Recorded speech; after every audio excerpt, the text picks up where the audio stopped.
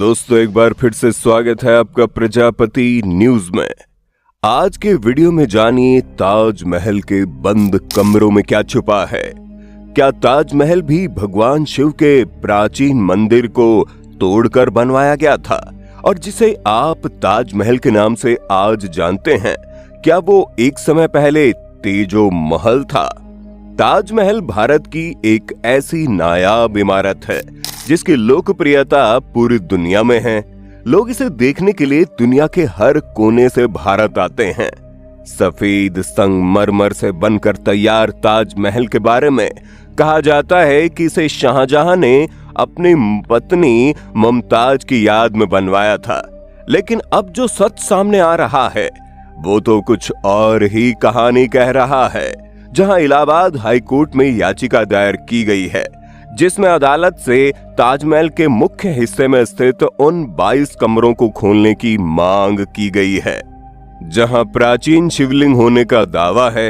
याचिका के मुताबिक ये कमरे अंग्रेजों के जमाने से ही बंद हैं और इनमें हिंदू देवी देवताओं की मूर्तियां, प्राचीन शिवलिंग और शिलालेख हो सकते हैं जिनका जिक्र इतिहास के किताबों और दूसरे दस्तावेजों में भी मिलता है।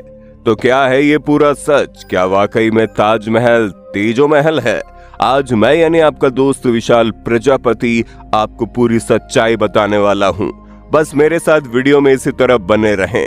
लेकिन हाँ, वीडियो शुरू करने से पहले एक छोटी सी रिक्वेस्ट है। वीडियो के नीचे रेड कलर का सब्सक्राइब बटन दिख रहा होगा, उस पर क्लिक करके सब्सक्राइब कर लें और साइड में बेल आइकॉन भी दिख रहा होगा, उस पर भी क्लिक कर लें ताकि आपको वीडियो मिले सबसे पहले। दोस्तों, हाई कोर्ट में दायर की गई याचिका में ये लिखा है कि यमुना किनारे जिस स्थान पर अभी ताजमहल मौजूद है वहां साल 1212 में राजा परम द्विवेदेव ने भगवान शिव का मंदिर बनवाया था जिसे तेजो महल या ताजमहल कहा जाता था।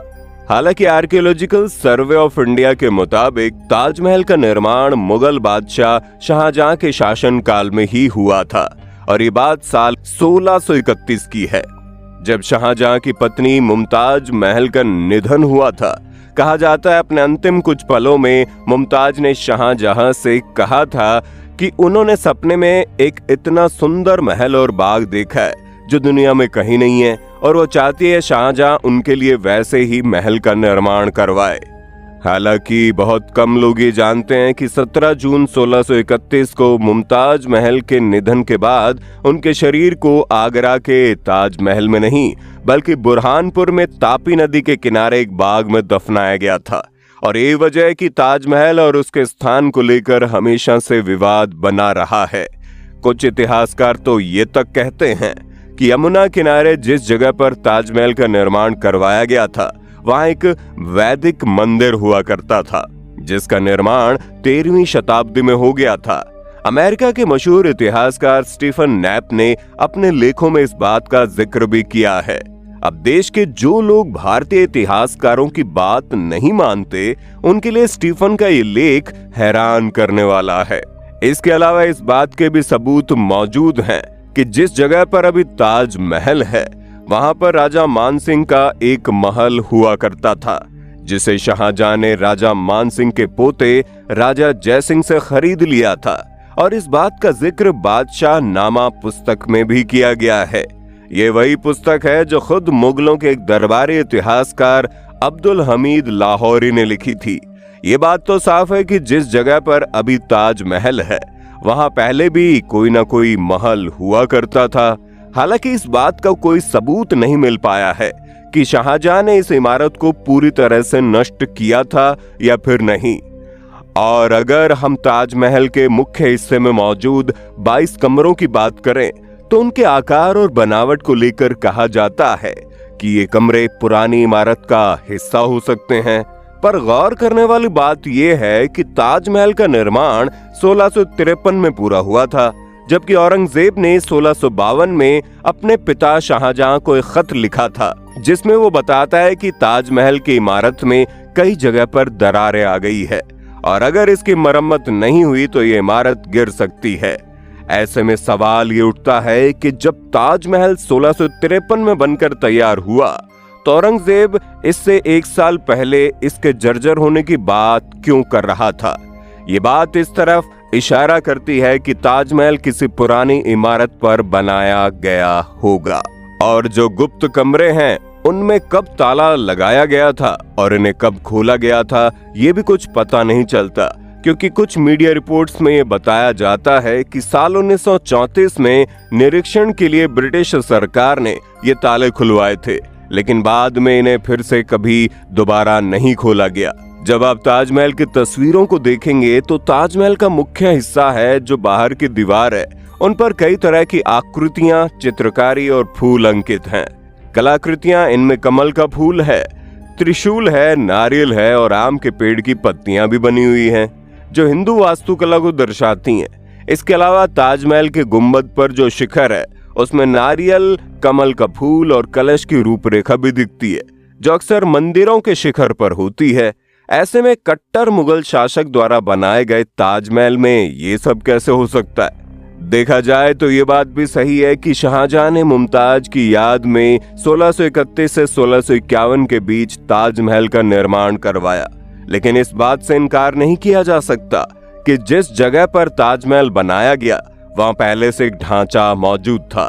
समय समय पर इतिहासकारों द्वारा ये संभावना जताई गई कि शाहजहां ने यमुना किनारे जमीन खरीदी और फिर वहां मौजूद महल में कुछ बदलाव करके इसे एक मकबरे में तब्दील कर दिया, लेकिन कुछ इतिहासकार इस बात को सही नहीं मानते।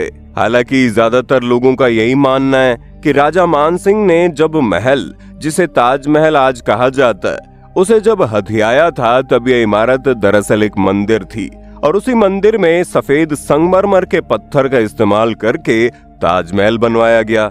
लोग ये भी कह रहे हैं कि अगर ये बात सच नहीं है तो सरकार को ताजमहल के नीचे बने उन 22 कमरों को खुलवाना चाहिए और ये देखना चाहिए कि उसके अंदर क्या है। अगर वो कमरे सिर्फ ताजमहल को सपोर्ट देने के लिए बनाए गए हैं, जैसा कि कई सारे एक्सपर्ट्स बताते हैं, तो कोई बात नहीं, लेकिन अगर उन कमरों के अंदर देवी देवताओं की मूर्तियां हुई या फिर कुछ ऐसी चीजें हुई जो इस बात को साबित करती हैं कि ताजमहल असल में तेजो महालय है, जहां भगवान शिव का मंदिर होता था, तो मामला बहुत ज्यादा गंभीर हो जाएगा। क्योंकि बाबरी मस्जिद के नीचे जब राम मंदिर होने के सबूत मिले तो बाबरी मस्जिद को तोड़ दिया गया। अब ज्ञानवापी मस्जिद का विवाद भी तेज हो गया है। ऐसे में अगर ताजमहल के अंदर ऐसा कुछ मिलता है तब तो ये सोचने वाली बात हो जाएगी, क्योंकि ताजमहल एक टूरिस्ट स्पॉट है जहां हर साल लाखों की संख्या में लोग आते हैं। ऐसे में अगर वहां पर मंदिर होने के प्रमाण मिल जाते हैं तो सरकार के लिए ये एक चिंता का विषय हो जाएगा और सरकार सोच में पड़ जाएगी उसे करना क्या चाहिए और क्या नहीं करना चाहिए।